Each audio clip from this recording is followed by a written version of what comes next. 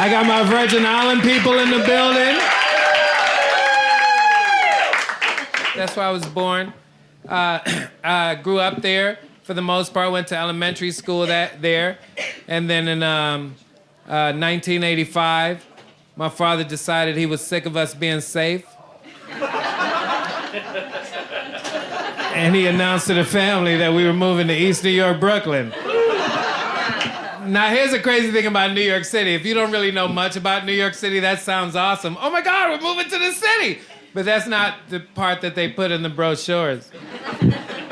So he moved us to East New York, Brooklyn in 1985. At the time, the worst neighborhood in America. I don't know if you guys are familiar with that. Yeah, if you want to know what my childhood was like, you can look up this documentary on Netflix called The 7-5.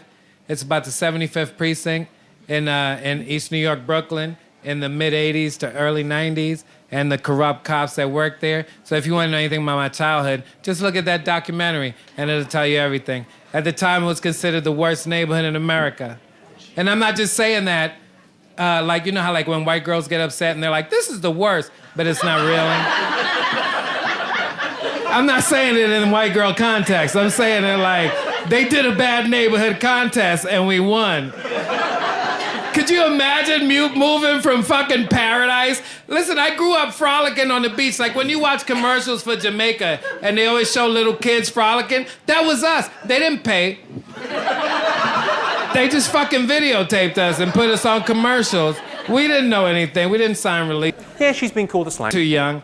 But that was us growing up. And then my father decided when I was 13 years old that he was going to move us to the worst neighborhood in America. And it was really the worst fucking, it was horrible. It's the type of neighborhood where you could get robbed by somebody you know.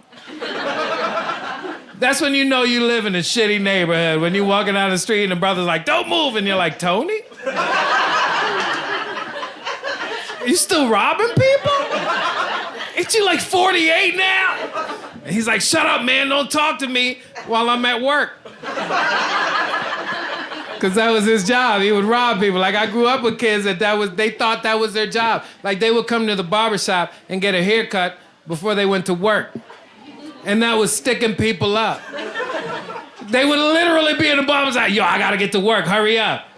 I'm like, what? You clock in? Like, how do you clock in on a robbery? Where's that clock? The cops should just monitor that clock. But that's what they would do, man. I had a friend of mine, that's what he would do, man. And he would come back with like weird shit. Like, you know, when you're kids, you do dumb shit. Like, they would rob people for dumb shit. Like, my boy came back one time with like 3 female Sherlin coats. 3 coats. I'm like, why? He's like, yo, I got him. I was like, why would you steal 3 coats?